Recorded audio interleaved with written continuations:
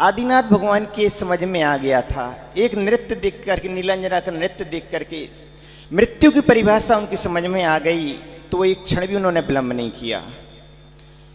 नेमिनाथ जब राजकुमार थी, उनकी बारात निकल रही थी, तब उन्होंने बंधे हुए मूक पशुओं को देखा, तो उनके लिए मृत्यु, उनकी मृत्यु में अपनी मृत्यु नजर आने लगी, तो उनके जीवन की दशा ही बदल गई।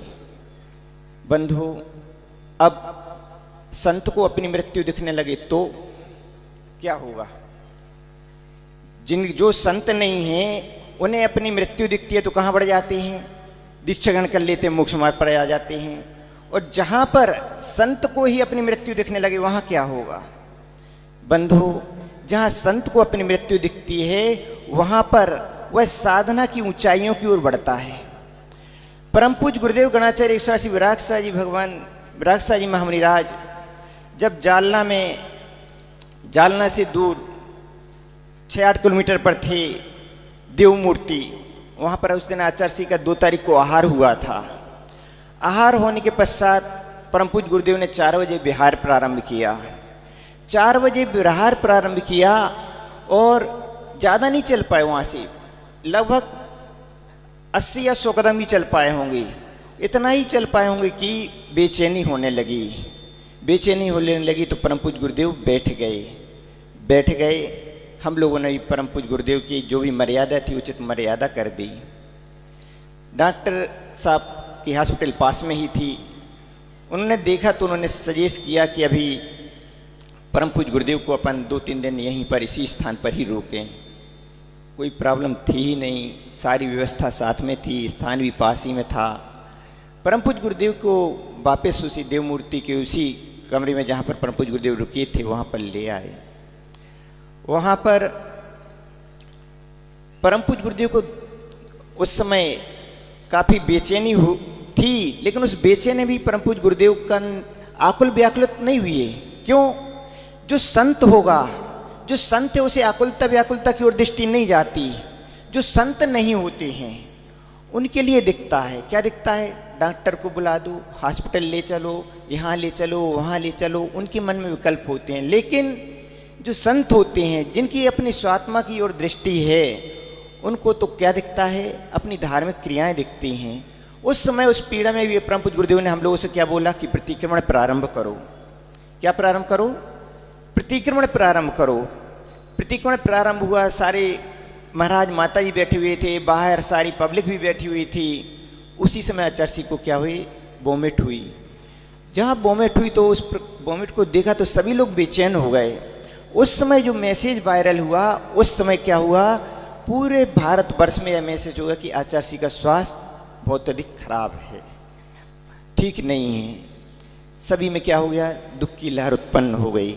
लेकिन सामने वाला दुखी होता है, लेकिन परम पूज्य गुरुदेव दुखी नहीं हुए। उनकी क्रियाएं तो यथावत चली, चाहे उसके बाद स्वाध्याय हुआ हो, चाहे उसके बाद उनकी सामायिक हुई हो, स्वाध्याय हुआ हो, अन्य क्रियाएं, उनका कंटिन्यू जैसा चलता था उसी प्रकार से चलता रहा।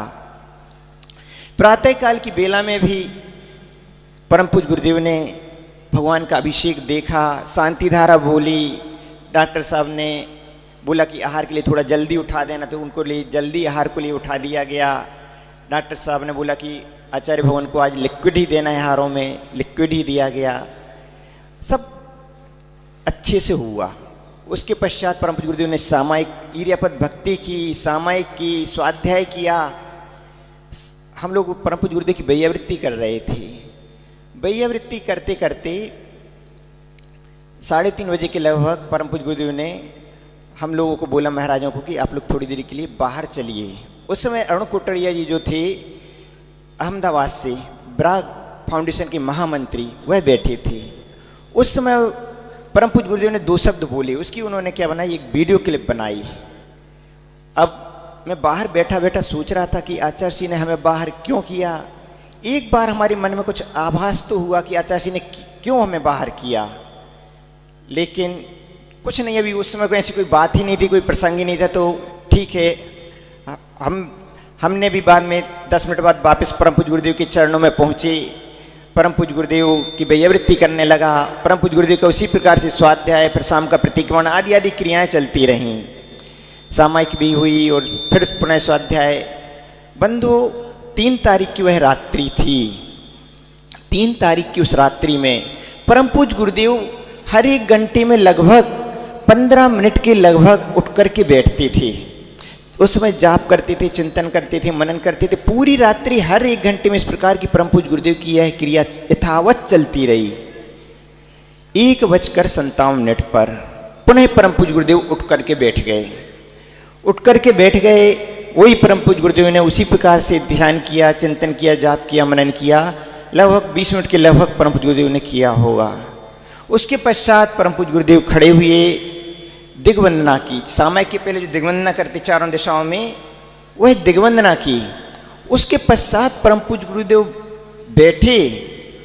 बैठे हैं तो उनके लिए फिर बेचैनी महसूस हुई। बेचैनी भी ज़्यादा देर तक नहीं हुई, लगभग आधा मिनट ही बेचैनी महसूस हुई होगी। लेकिन उस समय जो परम पूज्य गुरुदेव के चेहरे के एक्सप्रेशन थे, जो अभिव्यक्ति थी, चूँकि परम पूज्य गुरुदेव के सानिध्य में हम लोगों ने अनेकानेक समाधियाँ देखी, तो समाधि के समय छपक के जिस प्रकार का एक्सप्रेशन आता है चेहरे पर, जिस प्रकार की अभिव्यक्ति आती है, उस प्रकार की अभिव्यक्ति परम पूज्य गुरुदेव के चेहरे पर दिख रही थी कि अब आचार्य भगवान का ज़्यादा समय शेष नहीं रह गया है। ऐसी अभिव्यक्ति दिख रही थी। तो परम पूज्य गुरुदेव को उस समय नमोकार मंत्र का पाठ सुनाया। नमोकार मंत्र का पाठ सुनाने के साथ साथ परम पूज्य गुरुदेव को उस समय यम संलेखना धारण करने के लिए कहा। वैसे परम पूज्य गुरुदेव तो इस सभी स्थिति को पूर्व में ही समझ चुके थे। जब परम पूज्य गुरुदेव की समाधि हो गई, उसके पश्चात हमने रमण कुटोड़िया जी को बुलाया और पूछा कि दोपहर में आचार्य भगवान ने क्या आपसे चर्चा वार्ता की थी। तब उन्होंने हमारे लिए वह वीडियो दिखाया। तो उस वीडियो को देख करके हमारे लिए इतनी प्रसन्नता हुई कि परम पूज्य गुरुदेव पहले से कितने सजग थे। उस वीडियो में परम पूज्य गुरुदेव ने यही कहा था कि समय का भरोसा नहीं है, जीवन क्षणभंगुर है। आज हम सभी कुछ देख रहे हैं, बोल रहे हैं, कल देख पाएँ या ना देख पाएँ, कल बोल पाएँ या ना बोल पाएँ, समय का भरोसा नहीं है। हमारे संघ के ज्येष्ठ और प्रभावक परम पूज्य श्रवणाचार्य श्री विशुद्ध सागर जी महाराज हैं। वह हमारे पश्चात उस समस्त संघों के जो हमारे लगभग 550 शिष्य प्रशिष्य हैं, उनका ध्यान रखें। उनको जिस प्रकार का भी मार्गदर्शन देना है वह मार्गदर्शन दें। और इस प्रकार से बंधु आचार्य भगवान ने अपने आचार्य पद का त्याग करते हुए और विशुद्ध सागर महाराज जी को अपना आचार्य पद सौंपते हुए, साथ ही साथ में सभी से क्षमा याचना करते हुए अपनी बात कही। बंधु कितना सजग परम पूज्य गुरुदेव थे कि एक दिन पहले ही उन्होंने सारी यह अभिव्यक्त अपनी बात कह दी। उनको अपने अंत समय का भान हो चुका था कि अब मेरा समय ज़्यादा शेष नहीं रहा। बंधु उस समय डॉक्टर साहब, पास में ही हॉस्पिटल थी, ज़्यादा दूर नहीं थी, मात्र 2 किलोमीटर पर बहुत बढ़िया हॉस्पिटल, अपनी जैन समाज की हॉस्पिटल थी। वह डॉक्टर कह रहे थे कि आचार्य अनूप कासलीवाल जी, उनकी बहुत बड़ी हॉस्पिटल थी। सभी डॉक्टर्स आकर के कह रहे थे कि आचार्य भगवान आप इस प्रकार का ट्रीटमेंट ले लीजिए, आप पूर्ण स्वस्थ हो जाएंगे, आपको किसी भी प्रकार की बाधा नहीं रहेगी। लेकिन परम पूज्य गुरुदेव ने क्या कहा, जिनेंद्र भगवान जिन शासन की रीत यही चली आई, प्राण जाए पर प्रण ना जाए। प्राण तो जा सकते हैं, लेकिन जो मेरा वचन है, जो मेरा संयम है, वह संयम नहीं जा सकता। बंधु परम पूज्य गुरुदेव ने कहा कि किसी भी प्रकार का ट्रीटमेंट की हमें आवश्यकता नहीं है। हमें तो एकमात्र जो जिन वचन है उनका ही श्रवण करता रहूं, उसका ही चिंतन मनन करता रहूं। और बंधु वही किया आचार्य भगवान ने। पूरी रात्रि उनकी चिंतन मनन में ही व्यतीत हुई। बंधु तो जिस प्रकार से आचार्य भगवान ने कुंतुन स्वामी ने कहा है कि वीर भी मरण करता है, कायर भी मरण करता है, जब दोनों का ही मरण होना है तो क्यों न क्यों वीरता के साथ मरण किया जाए। तो आचार्य भगवान परम पूज्य गणाचार्य श्री विराट जी महाराज ने उसी कारिका को सार्थक किया कि उन्होंने अंत में उस प्रकार का वीर मरण करके इस प्रकार का अपने लिए पथ दिखलाया कि एक बार हम जब दिगंबरी दीक्षा धारण कर लेते तो किस प्रकार से संलेखना पूर्वक समाधि मरण किया जाता है। बहुत कम दृष्टांत ऐसे मिल पाते हैं। एक दृष्टांत परम पूज्य आचार्य भगवान आदि सागर जी अंकलिकन महाराज का मिलता है कि उनकी 14 दिन तक इस प्रकार की संलेखना की साधना चली थी। परम पूज्य आचार्य भगवान शांति साई महाराज जी की 36 दिन तक इस प्रकार की संलेखना की साधना चली थी। आचार्य भगवान सुबल सागर जी महाराज जी जो पूर्व में हो गए, उनकी भी जब हम लोग सेडवाल जब गए थे परम पूज्य गुरुदेव के साथ, तब वहाँ पर भी उनकी जो समाधि के विषय में सुना था, तब उनकी भी उसी प्रकार से संलेखना पूर्वक समाधि मरण हुआ था। बिरले ही उदाहरण इस प्रकार के मिल पाते हैं। महावीर कीर्ति जी महाराज जी ने भी अंत समय में जो पंचपद है उनकी स्थापना करते हुए बहुत अच्छे तरीके से उन्होंने अपने संलेखना पूर्वक समाधि मरण किया था।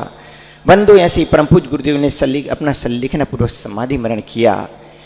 तो अभी समय तो नहीं था परम पूज्य आचार्य भगवान की संलेखना समाधि का, लेकिन किसी की आयु आ जाती है तो टल भी नहीं सकती है, भी निश्चित है। जिन शासन का एक कर्म सिद्धांत है कि आयु की पूर्णता हो का समय आ गया है तो आयु तो पूर्ण होगी ही, उसको कोई रोक नहीं सकता।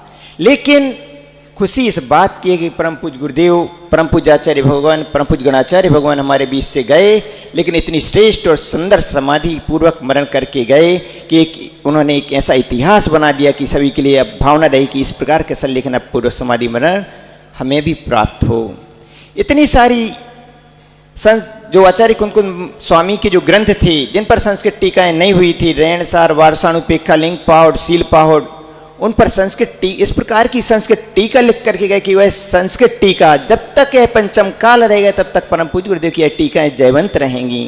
सार समुच्चय पर जो परम पूज्य गुरुदेव ने चूर्णी सूत्र लिखे, जलबिंदु महाकाव्य लिखा, 18 प्रकार की लिपियों की रचना की, विभिन्न प्रकार की प्राकृत और संस्कृत भक्तियों की रचना की। बंधु यह सब ऐतिहासिक कार्य थे।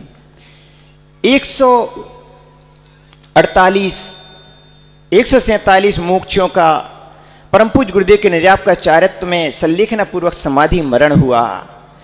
इसी का ही तो बंधु हमें लगता है कि इसी सब का ही पुण्य था कि इतनी समाधियां परम पूज्य गुरुदेव की सन्निधि में संपन्न हुई। उस सभी का इतना बड़ा पुण्य परम पूज्य गुरुदेव की झोली में आया कि इतनी श्रेष्ठता पूर्वक परम पूज्य गुरुदेव ने संलेखना पूर्वक समाधि मरण को प्राप्त किया।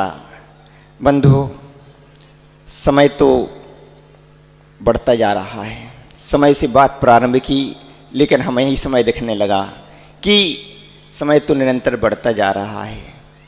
बंधु इस समय के चक्कर में जो समय सार को जान लेता है उसी का ही कल्याण हो जाता है। परम पूज्य गणाचार्य भगवान ने समय सार को अब से नहीं, वो तो कब से समझ चुके थे, तो उसी को ही उन्होंने अपने जीवन में सार्थक और सफल कर लिया। अपने जीवन में समय सार को उतार लिया तो वह एक ऐसे महान पद को प्राप्त हुए, महान अवस्था को प्राप्त हुए। बंधु आज आचार्य भगवान विशुद्ध साई जी महाराज जी से परम पूज्य गुरुदेव की समाधि के पश्चात प्रथम बार उनका दर्शन, उनके चरण बंदन का सौभाग्य प्राप्त हो रहा है। बंधु जब परम पूज्य गुरुदेव हमारे बीच से गए, अब तब आप सोचिए कैसा हम सबको फील हो रहा होगा, जिनकी चरण सन्निधि में वर्षों वर्ष से रहे और अचानक, और जिनका लग नहीं रहा हो कि इनकी, किसी का ऐसा लग रहा हो कि हाँ भाई अब इनकी अब समाधि का समय है, समाधि को समय में होने वाली, किसी का लग रहा हो तो कोई बात नहीं कि अब तो इनकी आयु बहुत अधिक हो गई है। अब मात्र वो 62 साल की उनकी उम्र थी। अभी तो सामने वाला तो यही सोचता था कि अभी परम पूज्य गुरुदेव अभी लगभग 10-12 साल आराम से धन प्रभाव न करेंगे, लेकिन अचानक इस प्रकार का प्रसंग उपस्थित हो गया।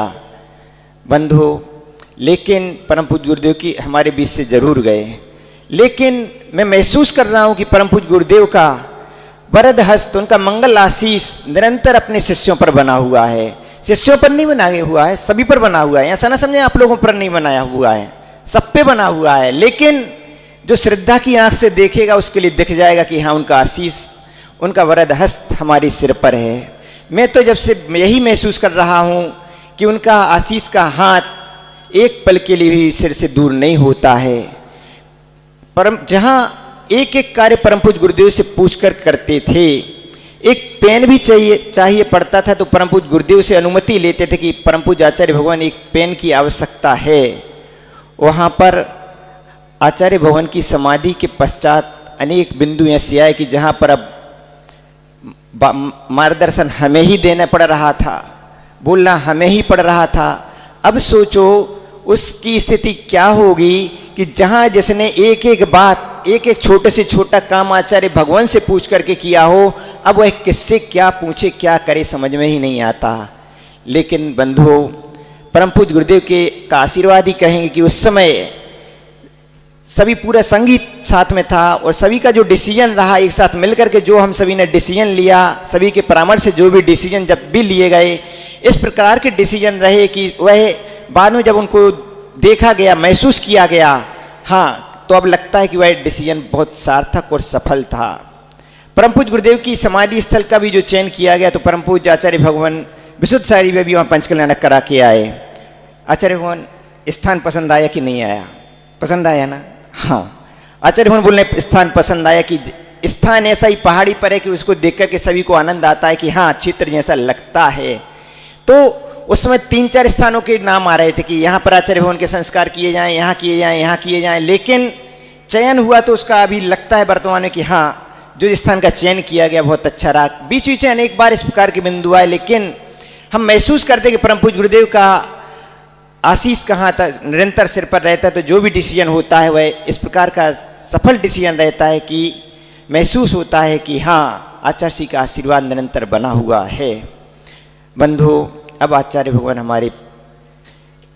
हमारे पास नहीं रहे, आचार्य भगवान तो चले गए, लेकिन यह सारा संग जो अभी आप देख रहे हैं, आचार्य भगवान जो आप संघ देख रहे हैं, यह हमारा नहीं है, आचार्य भगवान का है।